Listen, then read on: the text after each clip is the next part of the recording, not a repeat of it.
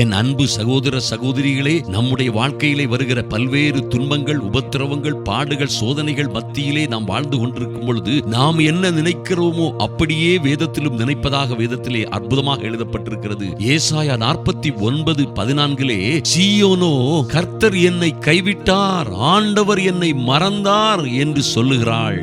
ஆனால் கர்த்தர் சொல்லுகிறார், சிறியானவள் தன் கற்பத்தின் பிள்ளைக்கு இறங்காமல் தன் பாலகனை மறப்பாளோ? தன் கற்பத்திலே வேதனைப்பட்டு கஷ்டப்பட்டு பேணி காத்து வளர்த்த பிள்ளைக்கு இறங்காமல் ஸ்திரியானவள் தன் பாலகனை மறப்பாளோ? அவர்கள் மறந்தாலும் நான் உன்னை மறப்பதில்லை.